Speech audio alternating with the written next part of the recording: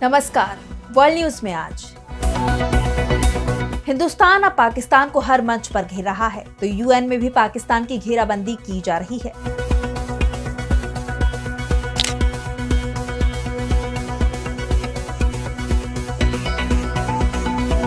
LOC पर तो पाकिस्तान की हर हरकत पर पैनी नजर रखी जा रही है। अब वर्ल्ड हेल्थ ऑर्गेनाइजेशन यानी डब्ल्यूएचओ की बैठक में हिंदुस्तान की तरफ से तीखा हमला किया गया है। उन्होंने डब्ल्यूएचओ की बैठक में कहा कि आतंकवाद का सेंटर है पाकिस्तान। इस पर हम करेंगे विस्तार से चर्चा, लेकिन आइए जरा उन खबरों को भी देख लें जिन पर आगे होगी बात। दक्षिण अफ्रीका के राष्ट्रपति पर भड़के ट्रंप, बातचीत के बीच चलवाया वीडियो। दक्षिण अफ्रीका का दावा, वीडियो पूरी तरह से भ्रामक। बांग्लादेश में आर्मी ने अब यूनुस सरकार को दे दी सख्त चेतावनी, विदेशी हस्तक्षेप को बर्दाश्त नहीं करेगा बांग्लादेश। इजराइल पर भड़के दुनिया के देश, इजरायली सेना ने राजनयिकों पर चलाई गोली, एक की गई जान। और चलते चलते में देखेंगे लॉन्चिंग के मौके पर ही डूब गया अत्याधुनिक जहाज, तो भड़क उठे उत्तर कोरिया के शासक किम। इन सभी खबरों पर हम आगे विस्तार से करेंगे बात, लेकिन पहले एक नजर हेडलाइंस पर। ट्रंप के टैरिफ पर घमासान, 12 अमेरिकी राज्यों ने कोर्ट में दी चुनौती, कहा व्यापार नीति पर हो रही मनमानी। यूएई में शीर्ष नेतृत्व से मिला भारतीय प्रतिनिधिमंडल, पाकिस्तान को किया बेनकाब। चीन के सीपीईसी प्रोजेक्ट का अफगानिस्तान तक विस्तार, पाकिस्तान से अफगानिस्तान तक बनाएगा सड़क, विदेश मंत्रियों की बैठक में बनी सहमति। अमेरिका के गोल्डन डोम प्रोजेक्ट पर चीन और रूस ने जताई नाराजगी, ट्रंप की योजना से अंतरिक्ष तक पहुंच सकती है हथियारों की होड़। हिंदुस्तान और पाकिस्तान के बीच एलओसी पर सीज फायर चल रहा है, लेकिन दूसरे मंचों पर सीधा टकराव बना हुआ है। वर्ल्ड हेल्थ ऑर्गेनाइजेशन यानी डब्ल्यूएचओ की बैठक में भारतीय डिप्लोमेट अनुपमा सिंह ने आतंकवाद को लेकर पाकिस्तान का प्रोपेगेंडा बेनकाब कर दिया। उन्होंने पाकिस्तान को आतंकवाद का सेंटर बताते हुए कहा कि हर आतंकी वारदात के तार पाकिस्तान में मौजूद होते हैं और वो खुद को पीड़ित होने का ढोंग करता है। पाकिस्तान आतंकवाद को जन्म देकर पालता है और दुनिया को गुमराह करने की कोशिश करता है। ऑपरेशन सिंदूर को लेकर अनुपमा सिंह ने कहा कि हिंदुस्तान ने पूरी सटीकता और फोकस के साथ सिर्फ आतंकी ठिकानों को निशाना बनाया। इसके अलावा हिंदुस्तान की सरकार ने नई दिल्ली में पाकिस्तान उच्चायोग में कार्यरत एक और पाकिस्तानी अधिकारी को पर्सोना नॉन ग्राटा घोषित कर देश छोड़ने का आदेश दिया है। इस अधिकारी पर हिंदुस्तान में अपने आधिकारिक दर्जे की ताकत का गलत इस्तेमाल का आरोप लगाया गया है। पर्सोना नॉन ग्राटा किसी भी विदेशी राजनयिक को अवांछनीय घोषित करने की वो स्थिति होती है जिसमें उसे मेजबान देश से तुरंत चले जाने को कहा जाता है। ये कूटनीतिक स्तर पर बेहद सख्त और गंभीर प्रतिक्रिया मानी जाती है। हिंदुस्तान की सरकार ने पाकिस्तान की पोल दुनिया के सामने खोलने की कोशिश भी तेज कर दी है। अलग अलग देशों में अपने डेलीगेशन भी भेजे हैं। साफ है, इस बार पाकिस्तान की हर तरफ से घेराबंदी की जा रही है। दूसरी तरफ शहबाज शरीफ, जो पहले हिंदुस्तान को धमकी दे रहे थे, अचानक शांति वार्ता की बात करने लगे हैं। उन्होंने दावा किया कि हिंदुस्तान, भारत और पाकिस्तान के बीच यूएई या सऊदी अरब में शांति वार्ता हो सकती है और इसमें अमेरिका मध्यस्थ का रोल निभाएगा। शरीफ ने कहा कि दोनों देशों के director general of military operation यानी डीजीएमओ के बीच बातचीत में इस बात पर सहमति बनी है कि दोनों तरफ के सैनिक 7 मई को संघर्ष शुरू होने से पहले वाली पोजीशन पर लौट जाएंगे। तो वहीं अमेरिकी राष्ट्रपति डोनाल्ड ट्रंप ने भी एक बार फिर दावा किया कि उन्होंने हिंदुस्तान और पाकिस्तान के बीच हाल ही में हुए संघर्ष को सुलझाया है। ट्रंप ने कहा कि मुझे लगता है कि मैंने बिजनेस के जरिए ये विवाद सुलझाया है। अमेरिका, हिंदुस्तान और पाकिस्तान दोनों के साथ बड़ा सौदा कर रहा है। ट्रंप ने कहा कि हिंदुस्तान पाकिस्तान के बीच हमले और भी खतरनाक और बदतर होते जा रहे थे। किसी को तो इसे अंजाम पर पहुंचाना ही था। हमने उनसे बात की। मैंने दोनों देशों से कहा कि आप लोग क्या कर रहे हैं। वैसे ट्रंप ने इस बात पर नाखुशी जताई कि उन्हें इस काम का क्रेडिट नहीं मिल रहा है। तो अमेरिका के पूर्व एनएसए जॉन बोल्टन ने ट्रंप के दावे पर सवाल खड़े कर दिए। बोल्टन ने कहा कि ट्रंप हर चीज का श्रेय खुद लेना पसंद करते हैं। ये हिंदुस्तान के खिलाफ कुछ भी व्यक्तिगत नहीं है, ये बस ट्रंप का तरीका है। बोल्टन ने यह भी जोड़ा कि भले ही ट्रंप ने प्रधानमंत्री नरेंद्र मोदी, अमेरिकी उपराष्ट्रपति जेडी वेंस या विदेश मंत्री मार्को रूबियो से चर्चा की हो, लेकिन सीज फायर का पूरा श्रेय लेना पूरी तरह से गलत है। वैसे बेसिर पैर की बातें पाकिस्तान भी कर रहा है। पाकिस्तान के प्रधानमंत्री शहबाज शरीफ ने बिना किसी सबूत के हिंदुस्तान पर बड़ा आरोप लगा दिया। बलूचिस्तान प्रांत के खुजदार इलाके में एक स्कूल बस को निशाना बनाकर किए गए विस्फोट के पीछे वो हिंदुस्तान का हाथ बता रही हैं। हमले के बाद पीएम शहबाज शरीफ और सेना प्रमुख आसिम मुनीर खुद क्वेटा पहुंचे। उन्होंने दावा किया कि हमला करने वाले संगठन हिंदुस्तान समर्थित आतंकी गुट हैं। हिंदुस्तान की तरफ से भी शरीफ के बयान पर तुरंत ही पलटवार किया गया है। हिंदुस्तान के विदेश मंत्रालय ने बयान जारी कर कहा कि पाकिस्तान के आरोप पूरी तरह से बेबुनियाद हैं। आतंकवाद से ध्यान भटकाने की यह पाकिस्तान की एक और रणनीति है। पाकिस्तान की आदत बन चुकी है कि वो अपनी आतंकवाद समर्थक छवि और आंतरिक विफलताओं से ध्यान भटकाने के लिए हर बार भारत पर आरोप मढ़ता है। और अब बात अमेरिका और दक्षिण अफ्रीका के बीच बढ़ते तनाव की। पिछले दिनों यूक्रेन के राष्ट्रपति जेलेंस्की अमेरिका पहुंचे थे। ट्रंप के साथ व्हाइट हाउस में बैठक हुई और इस बैठक में दोनों के बीच तू मैमै हुई। इसका वीडियो भी सामने आया था और अब ट्रंप के ओवल ऑफिस से एक और वीडियो सामने आया है। इस बार मेहमान थे दक्षिण अफ्रीका के राष्ट्रपति सिरिल रामाफोसा, लेकिन रामाफोसा ने धैर्य रखा और लड़ने की जगह अमेरिका को ही बड़ी नसीहत दे दी।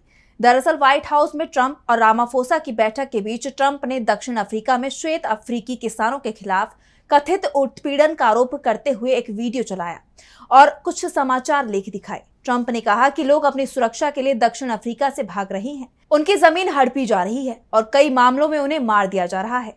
लेकिन रामाफोसा ने ट्रंप के इन दावों को खारिज कर दिया और साफ कर दिया कि ये दक्षिण अफ्रीकी सरकार की नीति नहीं है और हिंसा सभी नागरिकों के लिए एक सामान्य समस्या है, न कि केवल श्वेत समुदाय के लिए। दरअसल पूरा विवाद दक्षिण अफ्रीका में लाए गए नए भूमि अधिग्रहण कानून को लेकर है। बता दें कि दक्षिण अफ्रीका की लगभग 70% जमीन श्वेत नागरिकों के पास है, जबकि उनकी आबादी केवल 7 से 8% ही है। वहीं देश की अश्वेत आबादी का एक बड़ा हिस्सा अब भी गरीबी में जीवन बिता रहा है और उनके पास भूमि का सीमित या कोई स्वामित्व नहीं है और इसी का मुद्दा ट्रंप ने उठाया। लेकिन ट्रंप ने जो वीडियो दिखाए वो उनमें से अधिकांश पूरी तरह से भ्रामक और झूठे थे। व्हाइट हाउस में क्रॉस और मिट्टी के टीलों का वीडियो भी दिखाया, जिसके बारे में उन्होंने कहा कि ये मारे गए किसानों की 1000 से ज्यादा कब्रें हैं। हालांकि ये टीले वास्तव में हिंसा के खिलाफ विरोध प्रदर्शन का हिस्सा थे, न कि वास्तविक कब्रें। बता दें कि अमेरिका और दक्षिण अफ्रीका के रिश्ते कुछ समय से लगातार खराब होते जा रहे हैं। अमेरिका ने दक्षिण अफ्रीका को दी जाने वाली तमाम सहायताओं पर रोक लगा दी है। वैसे बातचीत के दौरान रामाफोसा ने भी ट्रंप पर कटाक्ष करने का मौका नहीं गंवाया। जब एक रिपोर्ट ने ट्रंप से कतर की तरफ से मिले लग्जरी विमान को लेकर सवाल किया तो रामाफोसा ने कहा कि उनके पास उन्हें अमेरिका को देने के लिए प्लेन नहीं है। अफ्रीकी राष्ट्रपति के जवाब से ट्रंप भौचक्का रह गए। फिर खुद को संभालते हुए ट्रंप ने कहा कि अगर आपका देश अमेरिका वायुसेना को विमान देगा तो वो इसे कबूल कर लेंगे। और अब बात बांग्लादेश की। बांग्लादेश में तनाव का माहौल गहराता जा रहा है। आर्मी चीफ जनरल वकार उज़्ज़मान ने मोहम्मद यूनुस की अंतरिम सरकार को सख्त चेतावनी दी है। ढाका में सेना मुख्यालय में अपने अधिकारियों को संबोधित करते हुए उन्होंने साफ कहा कि देश की संप्रभुता और स्थिरता से कोई समझौता नहीं होगा। उनका इशारा म्यांमार के लिए प्रस्तावित मानवीय गलियारा और विदेशी बंदरगाह आवंटन की तरफ था, क्योंकि पहले खबर आ रही थी कि यूनुस सरकार इसे अमेरिका को सौंपने की तैयारी में है, जो अराकान आर्मी को इस गलियारे की मदद से हथियारों की सप्लाई कर सकता है। लेकिन आर्मी चीफ ने इस योजना को खारिज कर दिया है। जनरल जमान ने कहा कि कोई गलियारा नहीं बनेगा।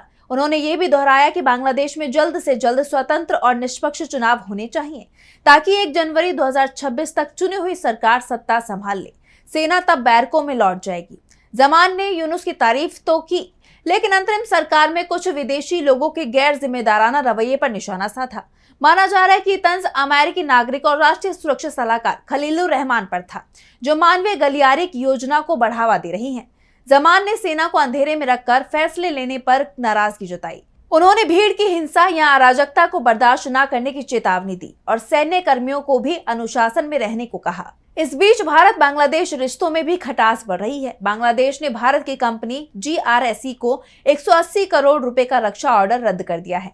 ये जहाज 24 महीने में बनना था। दूसरी तरफ भारत ने बांग्लादेश से 6,600 करोड़ रुपए की आयात पर रोक लगाई, जबकि बांग्लादेश ने भारतीय सामान पर ट्रांजिट शुल्क बढ़ा दिया। ये तनाव शेख हसीना के सत्ता से हटने और यूनुस की सरकार के चीन के साथ $2.1 अरब के समझौते के बाद शुरू हुआ।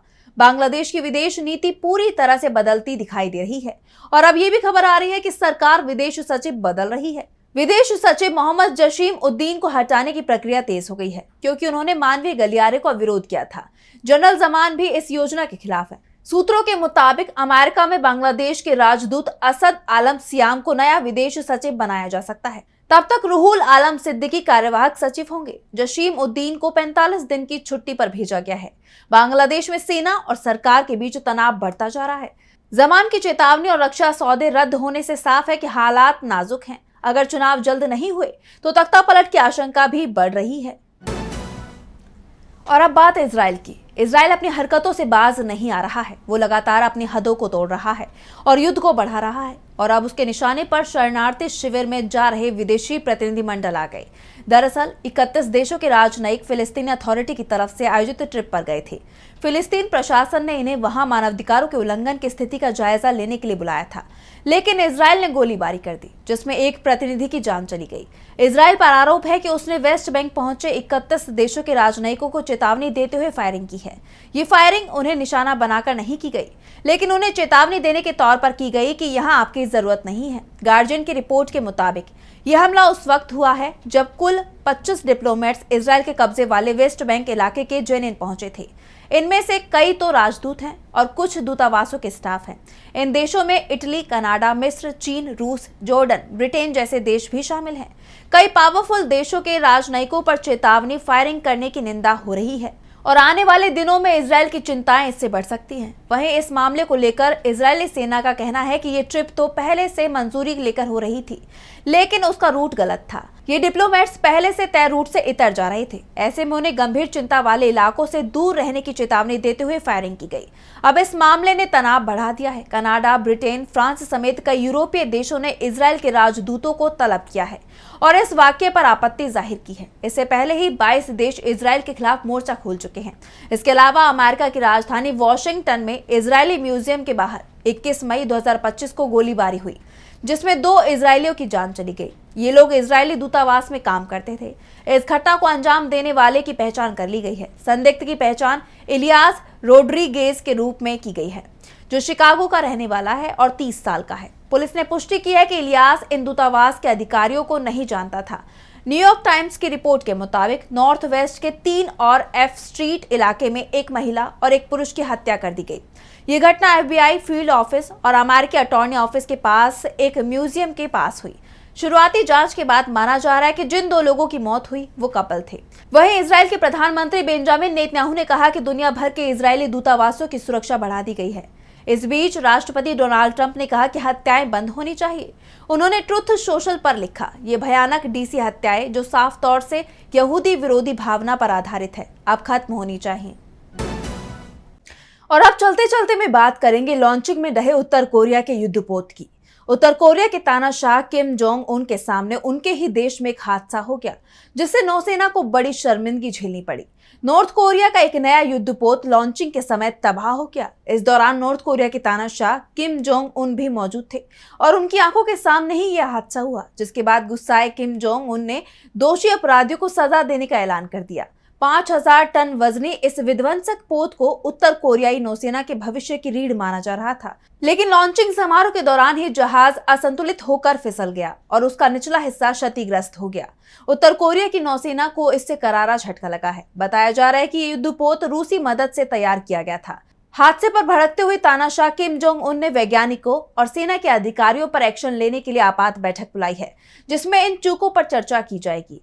किम ने इस हादसे को गंभीर दुर्घटना और आपराधिक लापरवाही बताया और उन्होंने वैज्ञानिकों, सेना अधिकारियों और शिपयार्ड कर्मचारियों पर बिल्कुल गैर जिम्मेदार और अवैज्ञानिक रवैये का आरोप लगाया। इस जहाज से किम ने मिसाइलों का परीक्षण भी कराया था।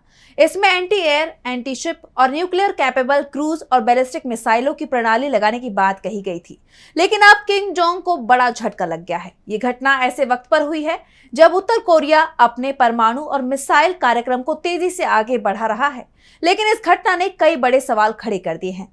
तो फिलहाल के लिए वर्ल्ड न्यूज में बस इतना ही। देश और दुनिया की तमाम बड़ी खबरों के लिए देखते रहिए DV लाइव। नमस्कार।